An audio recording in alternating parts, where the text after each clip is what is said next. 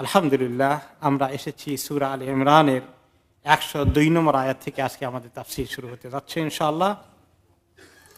আল্লাহ রাব্বুল আলামিন ইরশাদ করেন, ইয়া আইয়ুহাল্লাযীনা আমানু, হে ঈমানদারগণ, ইত্তাকুল্লাহা হাক্কা তুকাতিহ, তোমরা আল্লাহকে ভয় করো যতটুকুন আল্লাহকে ভয় করতে হয়, অথবা তোমরা আল্লাহকে ভয় করো ভয় করার মতো হক আদায় করে।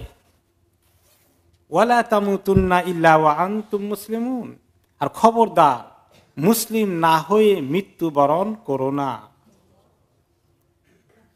এই কথাটা, আয়াতটা অনেক ছোট কিন্তু অর্থ অনেক বড়, ব্যাপক মেসেজ এখানে আছে। প্রথমত আল্লাহ তাআলা বলছেন ইয়া আইয়ুহাল্লাযীনা আমানু, ঈমানদারদেরকে ডেকে বলেছেন। ঈমানদাররা আল্লাহ তাআলার এই ইয়া আইয়ুহাল্লাযীনা আমানু, হে ঈমানওয়ালাগণ, যারা ঈমানওয়ালা, তাদের এই ঈমানের পরিচয় থাকা, যাদেরকে আল্লাহ তাআলা এই পরিচয় দিয়ে ডাকেন, তারা কত সৌভাগ্যের অধিকারী।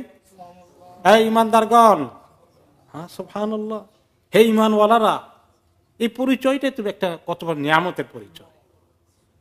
যারা এই পরিচয় পায়নি তাদের কি অবস্থা, কত হতভাগা হয়ে গেল তারা, অনেক বড় হতভাগা।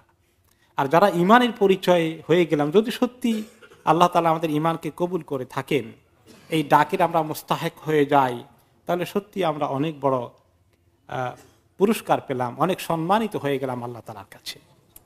তবে কথা হলো, আমাদের ঈমানের অবস্থাটা কি? আমরা কি এই ডাকের উপযুক্ত হতে পেরেছি? এই ডাক কি আমাদের জন্য মানায়, নাকি আমরা এটা মিস করে ফেলছি? কোন সময় আসে খাঁটি, কোন সময় আসে নকল, কোনটা আমাদের কপালে জুটেছে? ঈমান তো অনেক দামি জিনিস, সেই জিনিস কি আমরা সত্যিকার অর্থে অর্জন করতে পেরেছি? এটা সবসময় চিন্তা করা দরকার। কিভাবে ঈমানকে এমন মানে নিয়ে আসা যায় যে মানে আনলে এই ডাকের উপযুক্ত আমরা হতে পারি, এটা চেষ্টা থাকা দরকার। এরপর আল্লাহ তাআলা বলছেন যে ইত্তাকুল্লাহ, আল্লাহকে ভয় করো। আল্লাহকে ভয় করার কথা এই আহ্বান কোরআনে কারিমে অনেক অনেকবার এসেছে। একবার বললেও তো হয়ে যায়, এতবার আল্লাহ তাআলা কেন রিপিট করেছেন? তার কারণ এই যে আমরা আল্লাহ তাআলাকে ভয় করা আসলে কোনো সময় একটু একটু করি, অনেক সময় আল্লাহকে ভয় করার যে কথা ছিল আমরা করি না। আমাদের অঙ্গ প্রত্যঙ্গ কথা শুনে না। আমরা আল্লাহ তাআলার শরীয়ত হালাল হারাম ঠিক মতো রক্ষা করি না। আল্লাহ তাআলাকে যেভাবে সম্মান করার কথা ছিল, মানার কথা ছিল, তা আমরা করি না। সেজন্য আল্লাহ তাআলা অনেকবার এই ডাক দিয়েছেন, ইত্তাকুল্লাহ ইত্তাকু রাব্বাকুম, অনেক আয়াতে বলেছেন। এই আয়াতে আরেকটি জিনিস আল্লাহ তাআলা তাকওয়ার সঙ্গে যোগ করেছেন। ইত্তাকুল্লাহ বলে ছেড়ে দেননি, হাক্কা তুকাতিহি, তাকওয়ার হক আদায় করে আল্লাহকে ভয় করো। ভয় করার হক আদায় করে ভয় করো। আল্লাহ তাআলাকে ভয় করার কতটুকুন পরিমাণ, হক কতটুকুন, রাহমাতুল্লাহ, এটা আমরা কিভাবে উপলব্ধি করতে পারি আর কিভাবে তার হক আদায় করতে পারি, কথা কি সোজা কথা? অনেক বড় বিষয়। হক যদি আদায় না হয়, আল্লাহ যদি কবুল না করেন, তাহলে কি উপায় হবে? এই আয়াত নাজিল হওয়ার পরে সাহাবায়ে কেরাম একটু ঘাবড়িয়ে গেলেন। আল্লাহ তাআলাকে ভয় করার হক তো অনেক বড়, আল্লাহর শান কত বড়, তাকে সেভাবে মানা, তাকে সেভাবে ভয় করা, তার সেই তাকওয়া অর্জন করা, এটা যদি সবার আমাদের হক পূরণ না হয়, তাহলে কি উপায় হবে? হয়তো নবীদের এই হক আদায় হয়েছে, সিদ্দিকীনরা হয়তো হয়েছে, আমরা কোন পর্যায়ে আসি? সব সাহাবায়ে কেরাম খুব চিন্তাগ্রস্ত হয়ে গেলেন। এই কথা ওনাদের আলোচনা হতে থাকলো। কেউ কেউ এমনভাবে রাত্রেবেলা নামাজে দাঁড়াতেন যে আর বিছানায় যেতেন না, পা ফুলে যেত। আল্লাহ তাআলা বলেছেন আল্লাহর হক আদায় করে ভয় করা, আমাদের এতটুকু নামাজে তো হক আদায় হচ্ছে না। ওনারা খুব অস্থির হয়ে গেলেন। তখন আল্লাহ তাআলা সূরা তাগাবুনে আরেকটি আয়াত নাজিল করে সাহাবাদেরকে, মুমিনদেরকে সান্ত্বনা দিলেন, একটু ব্যালেন্স করে দিলেন। তিনি কি বললেন সেখানে? সাঈদ ইবনে জুবাইর রাদিয়াল্লাহু আনহু, প্রখ্যাত তাবেঈ, তিনি বলেন, লাম্মা নাযালাত হাযিহিল আয়া, এই আয়াত যখন নাজিল হলো, আল্লাহকে ভয় করো ভয় করার মতো হক আদায় করে ইস্তাদ্দা আলাল কওম আল আমাল, সাহাবাদের আমল করতে করতে তারা টায়ার্ড হয়ে গেলেন, সর্বনাশ, আমরা যতটুকু আদায় করি এতে বোধহয় আমাদের হক আদায় হচ্ছে না, ইরহামুকাল্লাহ। এই অবস্থা দেখে আল্লাহ তাআলা আরেকটি আয়াত নাযিল করলেন, সূরা তাগাবুনের 64 নম্বর আয়াত। তিনি সেখানে বললেন, ফাত্তাকুল্লাহা মাস্তাতাতুম, তোমাদের যতটুকু সাধ্য আছে সে অনুযায়ী হক আদায় করো। এই আয়াত নাযিল হওয়ার পরে সাহাবায়ে কেরামের কিছু সান্ত্বনা হলো, ওনাদের টেনশন কিছু কমে গেল। এবং এটাই ইসলামের প্রিন্সিপাল, আল্লাহ তাআলা সাধ্যের বাইরে কোনো কিছুই চাপান না। লা ইউকাল্লিফুল্লাহু নাফসান ইল্লা উসাহা, কোনো নাফসকে, কোনো প্রাণকে, কোনো জীবনকে, কোনো ব্যক্তিকে আল্লাহ তাআলা তার সাধ্যের বাইরে কোনো কিছু চাপিয়ে দেন না দায়িত্ব। ইসলামী জিন্দেগিতে এমন কোনো আমল নাই যেটা অসম্ভব, অনেক কষ্ট, তারপরে জান বাজি রেখে করতে হবে, এরকম কোনো কষ্টের ইবাদত আল্লাহ তাআলা দেননি। আমাদের যখন মুরব্বীরা বা কেউ অসুস্থ হয়ে গেছেন, এখন ওনারা দাঁড়িয়ে নামাজ পড়তে পারেন না, তো জোর করে দাঁড়াতে হবে? বসে পড়তে পারবেন। এত অসুস্থ বসেও পড়তে পারেন না, কি করবেন? শুয়ে শুয়ে পড়বেন। রমাদানের রোজা, লম্বা দিন আসছে, আমরা তবুও আলহামদুলিল্লাহ আমরা রাখতে পারবো, রাখতে পেরেছি, আলহামদুলিল্লাহ রাখছি, মাশাআল্লাহ। মরে গেছি নাকি? না আধা মারা হয়ে গেছি? আলহামদুলিল্লাহ, we are managing it.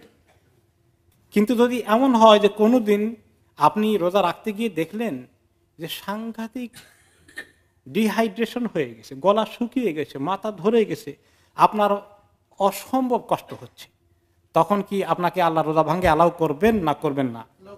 Allow করে দিবেন, অ্যালাউ করে দিবেন আল্লাহ তাআলা। এই প্রসঙ্গে একটা মাসালা এসে যাক। যেমন আমাদের ছেলে মেয়েরা বড় হচ্ছে, প্রাইমারি স্কুল থেকে হাই স্কুলে যাচ্ছে, মেয়েরা তো একটু আগে সাবালিকা হয়ে যায়, ছেলেরা একটু 2-3 বছর পরে হয়, ঠিক কিনা? অনেক সময় 9, 10, 11 বছর মেয়ে সাবালিকা হয়ে গেছে, এখন তার উপরে নামাজও ফরজ হয়ে গেছে, রোজাও ফরজ হয়ে গেছে। এখন এই মেয়েরা এত লম্বা দিনে রোজা রাখতে গেলে যদি কষ্ট হয়, কি করা যায়? এখন এই মাসালা দিবেন যে না থাক, রাখার দরকার নাই, কিন্তু বালেগা হয়ে গেছে, রোজা তো ফরজ হয়ে গেছে, আবার শরীরে এত শক্ত হয় নাই, এত ম্যাচুরিটি আসেনি, যদি কষ্ট হয়ে যায়, তাহলে মাসালা হলো এই যে প্রত্যেক দিন রোজা রাখার নিয়ত করে সেহরি খেয়ে নিবে। যেদিন সে ম্যানেজ করতে পারে, আলহামদুলিল্লাহ, কষ্ট তেমন হয়নি, রেখে ফেলবে। আর কোনোদিন যদি এমন হয় যে স্কুলে গিয়েছে ভীষণ কষ্ট হয়ে যাচ্ছে, তারা আর পারছে না, সেদিন ভেঙে ফেলবে এবং পরে শীতকালে ছোট দিনে কাজা করে ফেলবে। তাহলে আল্লাহ তাআলার কাছে শরীয়তের কোনো বিষয় এরকম কোনো কঠিন জিনিস নাই। মা জাআলা আলাইকুম ফিদ-দীনি মিন হারাজ, আল্লাহ তাআলা বলেছেন অন্য আয়াতে যে দ্বীনের ব্যাপারে আল্লাহ কোনো ব্যাপারে অত্যন্ত জটিল কিছু রাখেন। এরকম অনেক এক্সাম্পল আছে। একটি হাদিসে, বুখারী এবং মুসলিমের হাদিস, রাসূলুল্লাহ সাল্লাল্লাহু আলাইহি ওয়াসাল্লাম ইরশাদ করেছেন, ইযা আমারতুকুম বিশাইইন ফাতু মিনহু মাসতাতাতুম ওয়া মা নাহাইতুকুম আনহু ফাজতানিবুহু। হে লোকেরা, আমি যখন তোমাদেরকে কোনো বিষয় হুকুম করি করার জন্য, তাহলে তোমরা সেটাকে করো যতটুকুন তোমাদের সাধ্যে কুলায়, মাসতাতাতুম। যেটা সাধ্যে কুলায় না সেটা আল্লাহ তাআলা দেখবেন, কনসিডার করবেন। আর যে জিনিস করতে নিষেধ করি তার থেকে দূরে থাকার চেষ্টা করো। এটাই হলো ইসলামের প্রিন্সিপাল। এমন কঠিন জিনিস আল্লাহ তাআলা দেননি। এখন আমরা আসি যে ইত্তাকুল্লাহ, আল্লাহকে ভয় করো। এটা আমরা অনেকবার আলোচনা করেছি যে আল্লাহকে ভয় করা কথাটার অর্থ কি।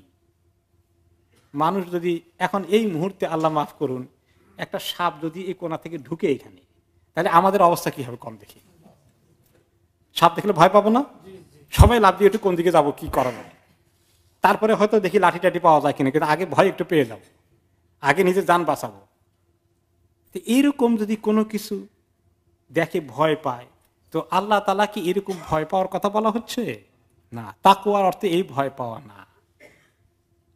এই জন্য সাপ, ডাকাত, দুশমন, এদেরকে ভয় পাওয়ার জন্য তাকওয়া শব্দ বলা হয় না আরবিতে, খাউফ, খাফা। যদি বাংলাতে সবগুলাই ভয়, আরবিতে এই তাকওয়া শব্দের অর্থ ওইটা না, ওই ভয় না। ভয় আছে ঠিক, কিন্তু ভয়ের সঙ্গে আল্লাহ তাআলার প্রতি মহব্বতও আছে, আল্লাহ তাআলার প্রতি তাজিম সম্মান আছে। সাপকে দেখে ভয় পেয়ে সম্মান করবেন নাকি একটু? না। আর সেই ভয়টা থেকে পালিয়ে অন্য দুষ্ট জিনিস দেখে ভয় পালিয়ে যেতে হয় যান বাঁচানোর জন্য। আর আল্লাহ তাআলার থেকে তাকওয়া অর্জন করার জন্য কোনো জায়গায় পালিয়ে যেতে হয়? বলবেন যে পালানোর কথাও আছে। আল্লাহ তাআলা এক নবী বলেছেন, ফাফিরু ইলাল্লাহ, আল্লাহর দিকে পালাও। আল্লাহর থেকে পালাও না, তর্জমা কি? আল্লাহর দিকে পালাও। তার মানে আল্লাহর কাছে আশ্রয়ের জন্য দৌড় দাও। কি সুন্দর কথা না? আল্লাহ যদি বলতেন আল্লাহ থেকে পালাও, তাহলে তো আমাদের কোনো উপায় ছিল না। আল্লাহ থেকে পালিয়ে যাবো কার কাছে? ফাফিরু ইলাল্লাহ ইন্নী লাকুম নাযীরুম মুবিন, তোমরা আল্লাহর কাছে পালাও, আল্লাহর কাছে আশ্রয় চাও। তাহলে আল্লাহ তাআলাকে ভয় করতে হবে, আল্লাহ তাআলার কাছে ভয় নিয়ে আল্লাহর কাছেই আশ্রয় চাইতে হবে। আল্লাহুম্মা ইন্নী আউযু বিকা মিনকা, এরকম যে আল্লাহ আপনার কাছ থেকে আপনার কাছেই আশ্রয় চাই, আর আশ্রয় দেওয়ার কেউ নাই। আপনি যে জাহান্নামের শাস্তিটা আপনি দিবেন, সেটা থেকে মুক্তি পাওয়ার জন্য আপনার কাছেই আশ্রয় চাই, আপনার কাছেই প্রার্থনা করি। তো আল্লাহ তাআলা ভয়ের অর্থ হচ্ছে, আব্দুল্লাহ ইবনে মাসউদ রাদিয়াল্লাহু তাআলা আনহু তার একটা সংজ্ঞা দিয়েছেন, ইত্তাকুল্লাহ হাক্কা তুকাতিহ, অর্থ হলো আই ইউতা ফালা ইউসা ওয়া ইউশকার ফালা ইউকফার ওয়া ইউযকার ফালা ইউনসা। অর্থ হচ্ছে, তাকওয়ার অর্থ হচ্ছে যে আল্লাহ তাআলাকে এভাবে তার হুকুম মানতে হবে যে কোনো অবস্থায় তার হুকুমের বাইরে যাওয়া যাবে না, তার অবাধ্য হওয়া যাবে না, কুফরি করা যাবে না, এক নম্বর। দুই নম্বর হচ্ছে ওয়ায়ুশকার ফালা ইউকফার, সব সময় আল্লাহ তাআলার শুকর আদায় করা, কখনো অকৃতজ্ঞ হওয়া যাবে না। যে আল্লাহ আমাকে দিলেন কি, এত মানুষের এত কিছু দিলেন, আমার তো তেমন কিছু দিলেন না। আল্লাহ তাআলা অনেক দিয়েছেন, আমাকে সৃষ্টি করেও আল্লাহ তাআলা বিশাল আমাকে ইহসান করেছেন। আর তিন নম্বর হচ্ছে ওয়ায়ুযকার ফালা ইউনসা, সব সময় আল্লাহকে স্মরণে রাখা, কোনো সময় ভুলা যাবে না। এরকম যখন করে একটা লোক, তাহলে হাক্কা তাকওয়া হয়, তাকওয়ার হক আদায় হয়। আল্লাহকে অনুসরণ করা, নাফরমানি না করা, আল্লাহর শুকর আদায় করা, নাশুকর না হওয়া, আল্লাহকে স্মরণ করা, ভুলে না যাওয়া, এটা হচ্ছে তাকওয়ার হক। আনাস রাদিয়াল্লাহু তাআলা আনহু তিনি তাকওয়ার ব্যাখ্যা করেছেন, লা ইয়াত্তাকিল্লাহাল আবদু হাত্তা তুকাতিহি হাক্কা তুকাতিহি হাত্তা ইয়াখজানা লিসানা। তিনি আরেকটি স্পেসিফিক সংজ্ঞা দিয়েছেন যে আল্লাহর হক আদায় করে তাকওয়া অর্জন করতে হলে সম্ভব হবে না যতক্ষণ না জিহ্বাকে কন্ট্রোল না করেছে। এই জবানকে কন্ট্রোল করতে পারলে আল্লাহ তাআলার তাকওয়ার হক আদায় হয়। আমাদের গুনাহ যা কিছু হয়, হাতের মাধ্যমে বেশি গুনাহ হয় না মুখের মাধ্যমে বেশি গুনাহ হয়? পদে পদে দৈনন্দিন কত গুনাহ যে হয়ে যাচ্ছে, আল্লাহ নাসালুল্লাহ আল আফওয়া ওয়াল আফিয়া। তাহলে তাকওয়ার হক। এরপর আল্লাহ তাআলা বলছেন, ওয়ালা তামুতুন্না ইল্লা ওয়া আনতুম মুসলিমুন, খবরদার মুসলিম না হয়ে মারা যেও না, মুসলিম না হয়ে মৃত্যুবরণ করো না। তো এখন ইমানদারদেরকে ডেকে বলছেন, ইমানদারদেরকেই বলছেন খবরদার ইমানদাররা মুসলিম না হয়ে মরো না। এই কথাটা কেমন হলো? মুসলিম না হলে ইমানদার হলো কেমনে? ইমানদার হলে আবার মুসলিম না হয় কেমনে? তাহলে ইমান আর ইসলামের সংজ্ঞার মধ্যে নিয়ে অনেক লম্বা আলোচনা আছে, কিন্তু এই আয়াতে যেটা আমরা বুঝতে পেলাম যে ইমানটা এখানে হতে পারে একটা লোক সিনসিয়ারলি ইমানে ঢুকলো, যেমন একজন নও মুসলিম আল্লাহর প্রতি বিশ্বাস এনেই ইসলাম কবুল করলো, কিন্তু সে যদি এখন তার ইসলামকে ভালো করে শিখায়, রাহমাকাল্লাহ, নামাজগুলো ভালো করে পড়া, হালাম হারা সবগুলো ভালো করে যদি সে প্র্যাকটিস না করে, এমনি তার আল্লাহ তাআলার প্রতি ইমান মোটামুটি আছে, তাহলে ইমানদার হয়ে গেছে, কিন্তু আসলে মুসলিম প্রকৃত হয়নি। মুসলিম মানে হলো যে সব কিছু আল্লাহর সামনে একেবারে আত্মসমর্পণ করে দিয়েছে, সমস্ত হুকুমকে মানার জন্য আপ্রাণ চেষ্টা করছে। এ হচ্ছে প্রকৃত মুসলিম।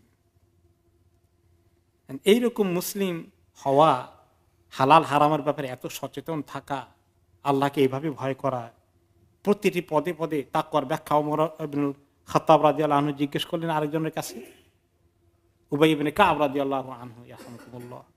তাকে বলছে, উবাই ইবনে কাব, আপনি যে কোরআনের বিশেষজ্ঞ, তাকওয়ার একটু ব্যাখ্যা করেন না। তিনি বললেন, আপনি কখনো কাঁটা যুক্ত মাঠে মরুভূমিতে হাঁটেননি যেখানে কাঁটা থাকে? তিনি বলেন যে এরকম কাঁটাওয়ালা জায়গা যখন ক্রস করেন, হেঁটে যেতে হয়, কিভাবে হাঁটেন? বলছে খুব সাবধানে হাঁটতে হয়, কারণ কোন জায়গায় পা দিয়ে বসে চট করে ঢুকে যায়, খুব দেখে দেখে হাঁটতে হয় প্রতিটি কদম। তারপরে কাপড়কে একটু উঠাই ধরতে হবে, কাপড়ের মধ্যে আটকে যায়, এরকম দেখে দেখে পা দিতে হয়। তিনি বলেন এটাই হলো তাকওয়া। ঈমানদার প্রত্যেকটি কাজে এরকম করে করে হাঁটে, এরকম করে এক একটা কাজ করে।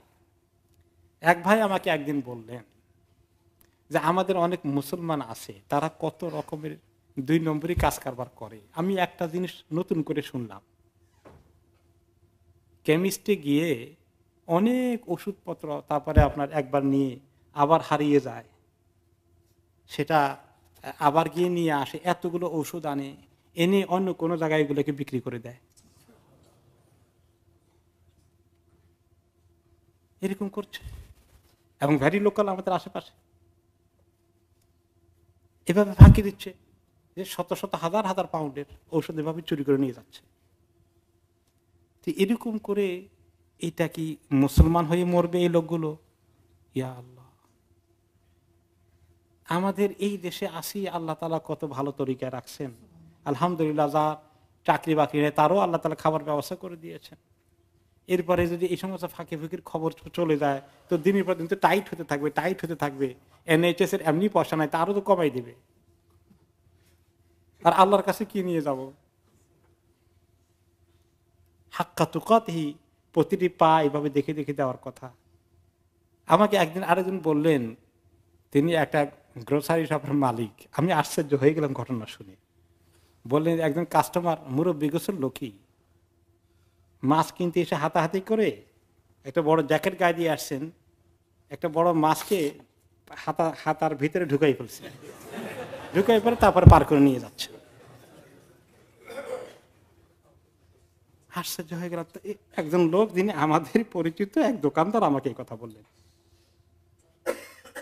যে এরকম অবস্থা মুসলমানের যদি হয়ে যায়, আর যখন এরকম দেখে মুসলমানরা এগুলো করে, নন মুসলিমরা মুসলমানদের ব্যাপারে ভালো ধারণা রাখবে কেমনে? আপনি আমাকে বলেন।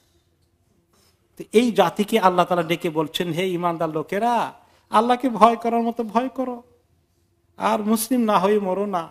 এরকম অভ্যাস থাকলে এবং এই সমস্ত কারণে যদি এরকম হারাম রিজিক আপনার পেটের ভিতরে ঢুকে, প্রতারণা করে, চুরি করে, লুকিয়ে, ঠকিয়ে আপনি যদি আপনার রিজিকের মধ্যে ঢুকান, আপনার শরীরের মধ্যে ঢুকান, আপনার ছেলেপেলের রক্তের মধ্যে ঢুকান, তাহলে এরা কি ভালো মানুষ হবে? এবং এই জন্য আমাদের অনেকের ছেলেপেলে নষ্ট হয়ে যাচ্ছে এই সমস্ত কারণে। গ্যাং সৃষ্টি হচ্ছে, তারা ড্রাগের দিকে যাচ্ছে, এগুলো হচ্ছে। এই জন্য আমাদেরকে আল্লাহ তাআলাকে ভয় করার জন্য তিনি এত শক্ত করে বলেছেন, এগুলো মাথার মধ্যে ঢুকাতে হবে যে মুসলিম না হয়ে তোমরা মৃত্যুবরণ করো না, ওয়ালা তামুতুন্না ইল্লা ওয়া আনতুম মুসলিমুন। ইমাম ইবনে কাসীর রাহমাতুল্লাহ আলাইহি বলেন, আই হাফিজু আলাল ইসলামি ফি হালি সিহহাতিকুম ওয়া সালামাতিকুম লিতামুতু আলাইহি, যে তোমরা স্বাস্থ্য যখন ভালো থাকে তখন অসুস্থ হয়ে যাও, জীবনের সকল ক্ষেত্রে ইসলামটাকে এভাবে পালন করো, আমল করো, লালন করো, তাহলে তোমরা ইসলামের উপরেই মৃত্যুবরণ করতে পারবে।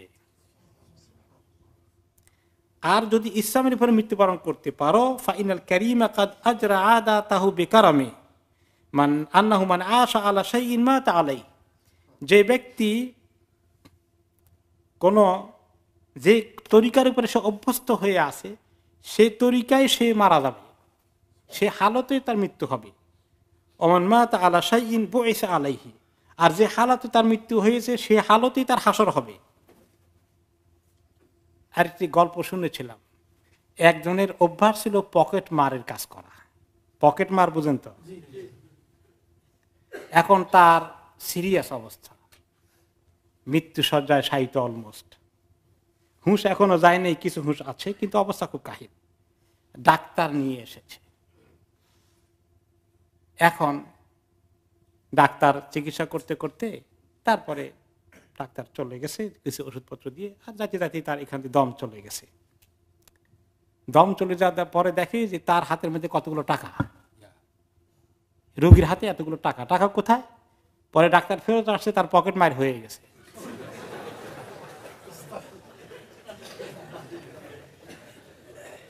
যে ব্যক্তি তার জীবনের যে অভ্যাস আছে তার মৃত্যু সেই হালতে হয়ে যাবে, নাউযুবিল্লাহ। খাতেমা বিশ্বর হয়ে গেল, খাতেমা বিল খায়র হলো না। ইন্না লিল্লাহি ওয়া ইন্না ইলাইহি রাজিউন। এরকম যদি ঘটনা সত্যি ঘটে থাকে, কিরকম দুর্ভাগ্যের লোক। আল্লাহর কাছে পকেট মার হিসাবে তার শেষ নিঃশ্বাস হয়ে গেল। খবরদার, যারা এরকম 2 নম্বর করি, আমরা বাটপারি করি শুধু খালি টাকা বাড়ানোর জন্য, তাদের কি অবস্থা হবে আল্লাহর কাছে চিন্তা করে দেখেন। কোন অবস্থায় মৃত্যুবরণ করবেন? এরকম 2 নম্বরই করা অবস্থায় আপনার মৌত হবে, 1 নম্বরই হয়তো মৌত হবে না। তাহলে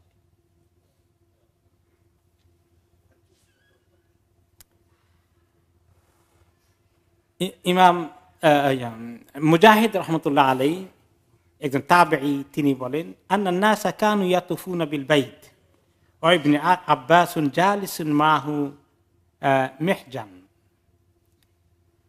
সাহাবী আব্দুল্লাহ ইবনে আব্বাসের একজন খুব ঘনিষ্ঠ ছাত্র হচ্ছেন, খুব নিবেদিত প্রাণ, তিনি হচ্ছেন মুজাহিদ, আল্লামা মুজাহিদ। তিনি একজন প্রখ্যাত তাবেঈ ছিলেন, মুফাসসির ছিলেন। তিনি বলেন যে ওনার ওস্তাদ সাহাবী আব্দুল্লাহ ইবনে আব্বাস একদিন হারাম শরীফে বসে আছেন, কিছু লোক তাওয়াফ করছে, অনেক লোক তাওয়াফ করছে। ওনার হাতে একটা লাঠি ছিল, তিনি তখন একটু বুড়ো হয়ে গেছেন। লোকদের তিনি একটু নসিহত করলেন। ফাকালা রাসূলুল্লাহ সাল্লাল্লাহু আলাইহি ওয়াসাল্লাম, হে, তিনি স্মরণ করিয়ে দিলেন নসিহত করতে গিয়ে, হে লোকেরা, হে ঈমানদার লোকেরা, নবী করিম সাল্লাল্লাহু আলাইহি ওয়াসাল্লাম বলেছেন, ইয়া আইয়ুহাল্লাযীনা আমানু তাকুল্লাহা হাক্কা তুকাতিহি ওয়া লা তামুতুন্না ইল্লা ওয়া আনতুম মুসলিমুন। নবী করিম সাল্লাল্লাহু আলাইহি ওয়াসাল্লাম আমাদেরকে নসিহত করতে গিয়ে একবার এই আয়াতটি তেলাওয়াত করলেন। আর এই আয়াতটা তো প্রায় খুতবার মধ্যে আপনারা শুনেন, ঠিক কিনা? জুমার খুতবায় শুনেন, ঈদের খুতবায় শুনেন, নিকাহের খুতবার মধ্যে শুনেন, আল্লাহকে ভয় করার কথা। তো ইবনে আব্বাস রাদিয়াল্লাহু আনহু বর্ণনা করলেন যে রাসূলুল্লাহ সাল্লাল্লাহু আলাইহি ওয়াসাল্লাম কোন একটি নসিহত করতে গিয়ে, খুতবা দিতে গিয়ে আমাদেরকে এই আয়াতটা দিয়ে শুরু করলেন। আর এরপরে বললেন, কেন ভয় করবে না জানো? আখিরাত কি আছে তোমাদের সামনে। যদি মুসলিম হয়ে মৃত্যুবরণ না করো, তোমাদের পরিণতি কি হবে শুনো। ওয়ালাউ আন্না কাতরাতাম মিনাজ যাক্কুম কাতারাত ফি দারিদ দুনিয়া। জাহান্নামে যাক্কুম নামে, জাহান্নামীতে যে বিষাক্ত খাদ্য দেওয়া হবে, একটি বিষাক্ত গাছের খাদ্য দেওয়া হবে, তার একটি ফোঁটা সামান্য পরিমাণ যদি এই দুনিয়াতে ছেড়ে দেওয়া হয়, লা আফসাদাত আলা আহলি দুনিয়া মা আয়েশাহুম, সমস্ত দুনিয়ার খাবার সবগুলো পলিউটেড হয়ে যাবে, বিষাক্ত, দূষিত হয়ে যাবে। ফাকাইফা বিমান লাইসা লাহু তাআমুন ইল্লা যাক্কুম, তার কি উপায় হবে যার যাক্কুম ছাড়া জাহান্নামে আর কোনো খাবার থাকবে না। যাক্কুম এত বিষাক্ত হবে, তাআমুল আথিম, গুনাহগারদের খাবার। এই যাক্কুমের পরিচয় আল্লাহ তাআলা 3-4 জায়গায় কোরআনে কারিমে দিয়েছেন, যে সেটা জাহান্নামের একদম গভীর তল থেকে উঠে আসবে, এবং সেটা এত বিদঘুটে, বিশ্রী এবং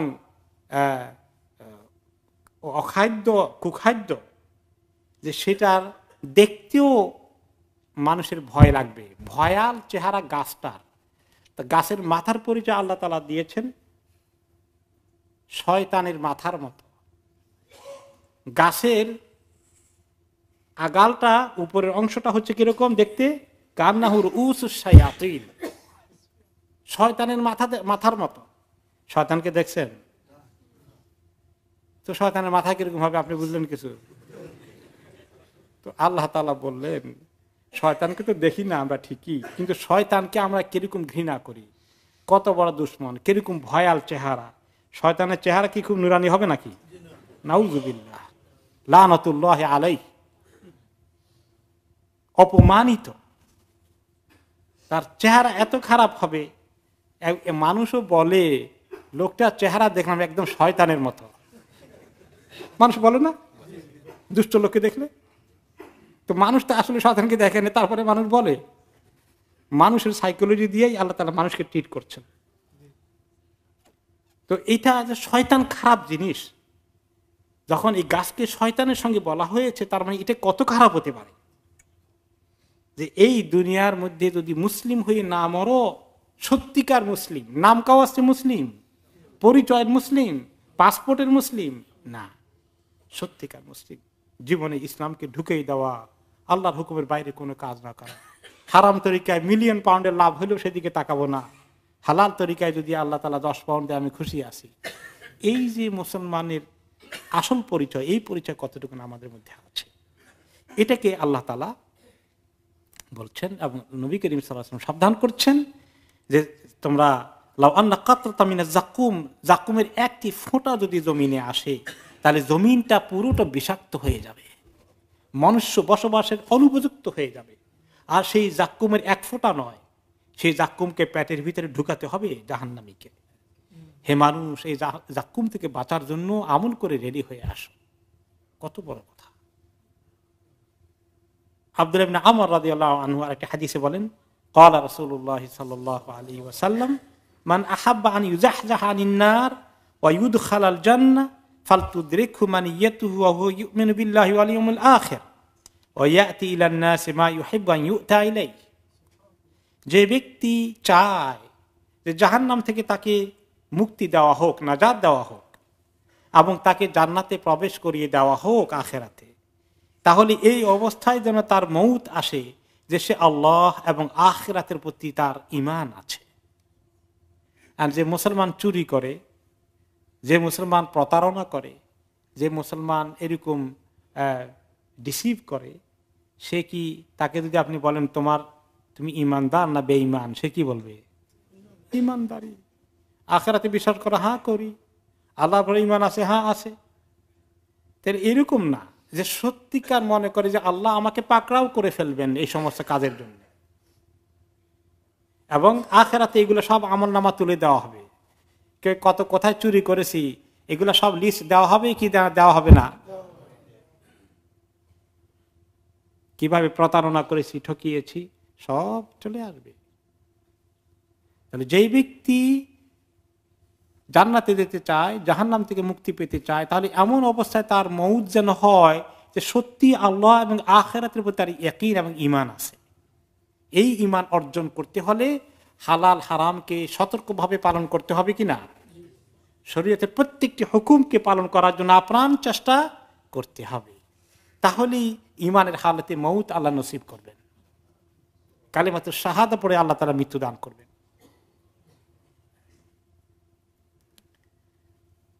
এরপরে তিনি বলেছেন এই হাদিসের শেষ অংশে, ওয়ায়াতি ইলান নাসি মা ইউহিব্বু আন ইউতা ইলাইহি, আর সে মানুষের সঙ্গে এমন ব্যবহার করুক যেভাবে সে চায় মানুষ তার সঙ্গে ব্যবহার করুক। আমরা কে চাই কোন লোক আমার সঙ্গে দুর্ব্যবহার করুক? কে চায় লোকেরা আমাকে বকাবকি করুক, রাগারাগি করুক, আমার বদনাম করুক, আমার দুর্নাম করুক, আমার গীবত করুক? কে চাই? তাহলে আমিও কারো এগুলো করা ঠিক হবে? তাহলে আমি চাই যেরকম মানুষ আমাকে ব্যবহার করে আমি যেন মানুষকে সেভাবেই ব্যবহার করি। এর ব্যতিক্রম ঘটে গেলে ওই যে আখিরাতে ঈমানের হালতে যাওয়া যাবে না, জান্নাতে যাওয়া যাবে না, জাহান্নাম থেকে মুক্তি পাওয়া যাবে না। মৃত্যুর সময় ঈমান নিয়ে মরার জন্য আরো কিছু আমল আছে, সেটা হচ্ছে যে তওবা করা বেশি করে, আর আল্লাহ তাআলার রহমতের মাগফিরাতের আশা বেশি করতে থাকা। এভাবে একটা হাদিস রাসূলুল্লাহ সাল্লাল্লাহু আলাইহি ওয়াসাল্লাম ইরশাদ করেছেন, লা ইয়ামুতুন্না আহাদুকুম ইল্লা ওয়া হুয়া ইহসিনু যান্না বিল্লাহি আযজা ওয়া জাল। কেউ যখন মৃত্যুবরণ করে ওই সময় যেন সে আল্লাহর প্রতি সুধারণা পোষণ না করে মৃত্যুবরণ করে না, মানে আল্লাহ আমাকে মাফ করে দেবেন, গাফুরুর রহিম, এই ধারণা তার থাকা দরকার। আল্লাহর ভয় যেমন থাকবে তেমনি আল্লাহর রহমতের আশাও থাকবে। কিন্তু আল্লাহ রহমতের আশা করবে কিন্তু মানুষের হক আদায় করবে না, ওই আশা করা ঠিক হবে না, সেটা থাকতে হবে। নবী করিম সাল্লাল্লাহু আলাইহি ওয়াসাল্লাম শুনলেন যে একজন সাহাবী অসুস্থ। কানা রাজুলুম মিনাল আনসারি মারিদান ফাজাআহু নবী সাল্লাল্লাহু আলাইহি ওয়াসাল্লাম ইয়াউদুহু ফাওয়াফাকাহু ফি সুকি ফাসাল্লামা আলাইহি। তিনি ওনাকে দেখতে গেলেন বাজারে। তো সাহাবী মোটামুটি এত অসুস্থ না, একটু ভালো ফিল করে বাজারে এসেছেন। বাজারে ওই সাহাবীর সঙ্গে দেখা হয়ে গেছে। সালাম কালামের পরে তিনি জিজ্ঞেস করলেন ফাকাল লাহু কাইফা আনতা ইয়া ফুলান, যে আপনার অবস্থা কি এখন? সাহাবীকে জিজ্ঞেস করলেন। ক্বালা বিখাইরিন ইয়া রাসূলুল্লাহ আরজুল্লাহ ওয়া আখাফু যুনুবি। বলে যে ইয়া রাসূলুল্লাহ ভালোই আলহামদুলিল্লাহ, তবে আল্লাহ তাআলার কাছে দুইটা জিনিস আমার একসঙ্গে আছে। একটা হলো যে আল্লাহর রহমতের মাগফিরাতের অনেক আশা করছি, যদি আমার গুনার ভয় আমাকে অস্থির করে তুলছে, দুটোই আমার আছে। এই দুটো নিয়ে আমি এখন আছি, যদি আমার শেষ সময় হতে ঘনিয়ে এসেছে। ফাকাল রাসূলুল্লাহ সাল্লাল্লাহু আলাইহি ওয়াসাল্লাম লা ইয়াজতামিআনি ফি কলবি আবদিন ফি হাদাল মাউতিন, যে কোনো ব্যক্তির অন্তরে যখন এই দুটো জিনিস একসঙ্গে হবে, ফি কলবি আবদিন ফি হাদাল মাউতিন ইল্লা আতাহু আল্লাহু মা ইয়ারজু ওয়া আমানাহু মিম্মা ইয়াখাফ। এইরকম দুটো যখন পাশাপাশি থাকে, যে আল্লাহর ভয়, আল্লাহর রহমতের আশা, তখন অবশ্যই আল্লাহ তাআলা যে জিনিসের ভয় করে সেই জিনিস থেকে নিরাপত্তা দান করেন, যে জিনিসের আশা করে সেই আশা তার পূরণ করেন। তাহলে আল্লাহ রাব্বুল আলামিনের এই রহমতের আশা করা, বিশেষ করে অসুস্থ হয়ে গেলে, ইন্তেকালের সময় ঘনিয়ে আসলে যদি আমরা টের পাই, ওই সময় এই দুটো জিনিস দিলের ভিতরে যেন জায়গা পায়, আল্লাহর রহমতের আশা, মাগফিরাতের আশা, আর আযাব গুনার ভয়, দুটো। তবে তিনি বলেছেন, ওলামায়ে কেরাম বলেছেন দুইটাই থাকবে, তবে একটার পাল্লা একটু ভারী হওয়া লাগবে। কোনটার পাল্লা ভারী হবে? রহমতেরটা যেন একটু পাল্লা ভারী হয়। আল্লাহ রাব্বুল আলামিন আমাদেরকে আল্লাহর ভয় এবং আল্লাহর রহমতের আশা দুটোই আল্লাহ তাআলা আমাদের অন্তরকে ভরপুর করে দিন। পরবর্তী আয়াতে আল্লাহ তাআলা ইরশাদ করছেন ওয়াতাসিমু বিহাবিলিল্লাহি জামিআন ওয়া লা তাফাররাকু, তোমরা শক্ত করে ধরো আল্লাহর রশিকে সবাই মিলে, আর তোমরা পরস্পর বিচ্ছিন্ন হয়ে যেও না। ওয়াজকুরু নি'মাতাল্লাহি আলাইকুম ইয কুনতুম আদাআন ফাআল্লাফা বাইনা কুলুবিকুম, ওই সময়ের কথা মনে করো যখন তোমরা একে অপরের প্রতি দুশমন ছিলে, শত্রুর মতো ছিলে, অতঃপর আল্লাহ তাআলা তোমাদের মধ্যে মহব্বত কায়েম করে দিলেন। ফাসবাহতুম বিনিআমাতিহি ইখওয়ানা, আর তোমরা আল্লাহর নিয়ামত পেয়ে ভাই ভাই হয়ে গেলে। ওয়া কুনতুম আলা শাফা হুফরাতিম মিনান নারি ফাআনকাযাকুম মিনহা, আর তোমরা একেবারে জাহান্নামের আগুনের গর্তের তীরে পৌঁছে গিয়েছিলে, সেখান থেকে আল্লাহ তাআলা তোমাদেরকে উদ্ধার করে ফেললেন। কাযালিকা ইউবাইয়িনুল্লাহু লাকুম আয়াতিহি লাআল্লাকুম তাহতাদুন, এভাবেই আল্লাহ তাআলা তোমাদের জন্য আয়াতগুলোকে বয়ান করেন, আশা করা যায় তোমরা হেদায়েত প্রাপ্ত হবে। এই আয়াতের মধ্যে আল্লাহ রাব্বুল আলামিন বলেছেন ওয়াতাসিমু, ইতিসাম। ইতিসাম হচ্ছে মজবুত করে আঁকড়ে ধরা, খুব শক্ত করে ধরা যাতে ছুটে না যায়। কি জিনিস শক্ত করে ধরতে হবে? বিহাবলিল্লাহ, আল্লাহর রশিকে, আল্লাহর রশিকে শক্ত করে ধরা। আল্লাহর রশি কি? কোরআন, ইসলাম। কোরআনের ব্যাখ্যা হলো হাদিস, কোরআন বললে হাদিসে চলে আসে। এই জন্য হাবলুল্লাহ বলতে অনেক তাফসিরে বলা হয়েছে আল কোরআন, আল্লাহর কোরআনকে সবাই শক্ত করে ধরে ফেলি, কোরআনের সঙ্গে অটোমেটিক্যালি হাদিস চলে আসবে, কারণ কোরআনের ব্যাখ্যা হাদিস ছাড়া সম্ভব নয়। আর এই কোরআনের পরিচয় দিতে গিয়ে অনেক সাহাবী বর্ণনা করেছেন। হুয়া হাবলুল্লাহিল মাতিন, কোরআন হচ্ছে আল্লাহর শক্ত মজবুত রশি। ও সিরাতুল মুস্তাকিম, আর কোরআন হচ্ছে আল্লাহর সিরাতুল মুস্তাকিম, যে সরল পথ জান্নাতে নিয়ে যাবে। আব্দুল্লাহ ইবনে মাসউদ রাদিয়াল্লাহু তাআলা আনহু বর্ণনা করেছেন, ইন্না হাযাল কোরআন হুয়া হাবলুল্লাহিল মাতিন, এই কোরআন হচ্ছে আল্লাহ তাআলার মজবুত রশি। হুয়া নূরুল মুবিন, এই কোরআন হচ্ছে খুব সুস্পষ্ট নূর, আলো। হুয়া শিফাউন নাফি', কোরআন হচ্ছে ফায়দা দানকারী, শিফা দানকারী একটা জিনিস। ইসমাতুন লিমান তামাসসাকা বিহি, যে ব্যক্তি কোরআনকে শক্ত করে ধরে তার জন্য নিরাপত্তার গ্যারান্টি আছে।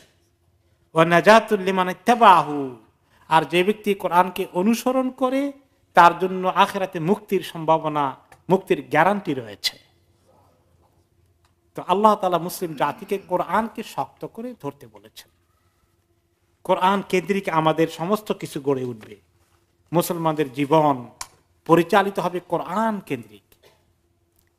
কোরআনের হুকুম আহকাম, তার ব্যাখ্যায় হাদিস তাদের জীবনে সব কিছুকে পরিচালনা করবে। তাদের জীবনের ব্যক্তিগত, সামাজিক, রাষ্ট্রীয় সকল কিছু পরিচালিত হবে কোরআন দ্বারা, এবং সেটাই হচ্ছে আল্লাহ তাআলার এই শক্ত রশি। এখন এই কোরআনকে আল্লাহ তাআলা বলেছেন শক্ত করে ধরার জন্য, বুঝলাম। বলা হয়েছে ওয়াতাসিমু, তোমরা ধরো। তোমরা বলতে কাদেরকে বোঝানো হয়েছে? মুসলিম উম্মাহকে। কয়েকজনকে না সবাইকে? সবাইকে। তো সবাই তো হয়ে গেছে। তারপরে আবার আল্লাহ তাআলা বলছেন জামিআন, ঐক্যবদ্ধভাবে সবাই। আবার তাহলে ডবল হয়ে গেল গুরুত্ব। যখন দুইবার তিনবার একই জিনিসকে বোঝানো হয়, এর গুরুত্ব অনেক বেড়ে যায়। তাহলে ওয়াতাসিমের মধ্যে আছে তোমরা সবাই, আবার জামিয়ানের মধ্যে সবাইকে, আবার তোমরা সবাই কোরআনকে ধরো, সবাই ঐক্যবদ্ধভাবে ধরো। ওয়ালা তাফাররাকু, আর পরস্পর বিচ্ছিন্ন হয়ে না। তাফাররাকু হচ্ছে বিচ্ছিন্ন হয়ে থাকা। মুসলমানদের একটি সমাজ হবে, সবাই ঐক্যবদ্ধ থাকবে, ঐক্য, একতা, এটা আল্লাহ তাআলা আমাদের কাছে চান। আর বিচ্ছিন্ন হয়ে থাকা, বিভক্ত হয়ে থাকা, এক গ্রুপ আরেক গ্রুপের সঙ্গে কোনো সম্পর্ক নাই, বয়কট করতে থাকা, দুশ্মনী হয়ে যাওয়া, বিভিন্ন মুসলমানদের বিভিন্ন দ্বন্দ্ব থাকা, এগুলো সব কিছুই ঐক্যবদ্ধ না থাকার উল্টা দিকের কাজ কারবার বেশি আমাদের সমাজে ঢুকে গেছে। এই জন্য আল্লাহ তাআলা সাবধান করে দিলেন ওয়ালা তাফাররাকু। এই জন্য তাফসীর হয়েছে আমারহুম বিল জামাআ ওয়া নাহাহুম আনিত তাফরিকা। আল্লাহ তাআলা মুসলমানদেরকে জামায়াতের সাথে থাকতে বলেছেন আর পরস্পর বিচ্ছিন্ন না হতে বলেছেন। মানে এটা দ্বারা কি বোঝানো হয়েছে? একটি জামায়াত হবে, একটি দল হবে। এখন আমাদের সমাজে অনেক জামায়াত আছে, অনেক দল আছে। এখন যে কোনো জামায়াত হয়ে গেলে কি এই জামায়াতের হক আদায় হলো কি না, এটা কেমন কথা হয়? এখন যদি 10টা দল থাকে, 20টা দল থাকে, তাহলে আর সবাই বলে যে আসেন আমরা জামাতে যোগ দেই, কারো এই জামাত, কারো ওই জামাত, বিভিন্ন জামাত তো আছে। তখন তারা যদি বলে করে যে এই জামাতে আসার কারণেই আমাদের ওয়াতাসিমু বিহাবলিল্লাহি জামিআ ওয়ালা তাফাররাকু হয়ে গেল, তো এরকম 10টা জামাত করতে বলেছেন, এটা তো ডাজন্ট মেক সেন্স। সাহাবাদের সময় জামাত কয়টা ছিল? একটা ছিল। তো উম্মতের এরকম একটা জামাত হওয়ার কথা। এখন তখন খেলাফতে রাশেদা ছিল, যিনি খলিফা, তিনি মুসলমানদের লিডার। আর কোন জামাত কায়েম করার সুযোগ আছে? বহুদলীয় ব্যবস্থা ওই সমাজে কায়েম করার তো কোনো সুযোগ ছিল না। তো এখন যেহেতু ওই জামাত নাই, এখন কি করা যায়? এখন জামাত করতে গেলে তো 3টে হয়ে যায়, 10টা হয়ে যায়, তাহলে ওইটা দরকার নাই। আর এটা জামাত করে আবার বিভিন্ন জামাত হয়ে যায়, ঐক্য থাকে না। তাহলে জামাত বাদ দিয়ে থাকলে খুব সুন্দর ঐক্য হয়ে গেল, কি মনে করেন? তাও হয়ে গেল কিনা সেটাও তো দেখি নাই। এখন যে এখানে আমরা আসি এই মসজিদের মধ্যে, এখন আমাদের লিডারকে, আমরা কোন জামাতে আছি, কার কথা কে শুনবে? এই তো বাজারের মতো অবস্থা। বাজারে অনেক মানুষ আছে, যে কোনো মুসলমানদের বাজারে গেলে মুসলমানদের আসে, মাশাআল্লাহ 10,000 আছে, 2-1 লাখও আছে। এত মানুষ এক জায়গায় জমাত হয়েছে, লিডারকে কে কার কথা শুনবে? তো সেটাও তো হলো না। তাহলে জামাত করতে গেলে আলাদা আলাদা জামাত, এই এক সমস্যা। অনেক জামাত হয়ে যাচ্ছে, সেটা তো আসল জামাতের স্পিরিট পাওয়া যাচ্ছে না। আবার না করলে তো কোনোটাই নাই। এখন আমরা করা কোনটা বলেন? মুশকিলের কথা না? এটা সমাধান কি? এ হলো এক রকমের এক্সাম্পল। আরেকটা এক্সাম্পল হলো, মনে করেন বিভিন্ন গ্রামের ভিতরে এক সমাজ আরেক সমাজ, আবার পাড়া পাড়ায় বিভিন্ন সংঘর্ষ হয়ে যায়। কয়েকদিন আগেও দেখলাম যে বিভিন্ন জায়গায় সংঘর্ষ হয়ে মানুষও মারা যায়। এই গ্রামের এই পক্ষ আর ওই পক্ষ মারামারি হচ্ছে। এটা এই যে ঐক্য বিরোধী কাজ কিরকম হচ্ছে দেখছেন না? মুসলমানরা থাকবে একটি সমাজ, তিনটি সমাজ হওয়ার তো কথা ছিল না, আর দুই সমাজের মধ্যে কোনো প্রতিযোগিতা হওয়ার কথা ছিল না। তাহলে এই ক্ষেত্রে এখন যারা বিভিন্ন ইসলামী জামাত করেন, তাদের যুক্তি হচ্ছে, কেউ তাদের সঙ্গে একমত হতেও পারেন, কেউ তাদের সঙ্গে দ্বিমত পোষণও করতে পারেন। তাদের যুক্তি হচ্ছে যে ওই সাহাবাদের জামাতের আইডিয়াল জামাত তো এখন আমাদের সামনে নাই। এখন যদি কোনো জামাতই না থাকে তাহলে তো কিছুই নাই। তাহলে আমরা কোনো জামাত তৈরি করে সময় কাজে লাগাই এবং দিনের কিছু কাজ করি, কারণ একলা তো করা যায় না। 10 জন হলে অনেক কাজ করা যায়, 100 জন হলে আরো অনেক কাজ করা যায়। তাহলে আমরা এরকম বিভিন্ন জামাতে কাজ করি, কিন্তু আমাদের আলটিমেট গোল থাকা উচিত এক পর্যায়ে আস্তে আস্তে জামাতগুলো যেন মিশতে পারে, মিশে যায়, একাকার হয়ে যায়। এবং মুসলমানদেরকে আল্লাহ তাআলা যদি আল খেলাফা আলা মিনহাজি নবুওয়া, নবুয়তের তরিকায় খেলাফত দান করেন, এক সময় খলিফাতুল মুসলিমিন চলে আসে, তাহলে হয়তোবা এই সবগুলো জামাতের মিলে কয় জামাত হবে? এক জামাত হয়ে যাবে। সেই লক্ষ্যে আমরা কাজ করি। এই জন্য টেম্পোরারি বিভিন্ন জামাতের অস্তিত্ব অ্যালাউ করা ছাড়া কোনো উপায় নাই। তো এখন এই জন্য কোনো জামাতে আমি নাই, তা আমি কোন জামাতে থাকলাম? তো কারণ ইসলাম তো জামাতের সাথে আছে। হ্যাঁ, ইসলাম তো জামাত ছাড়া থাকে না।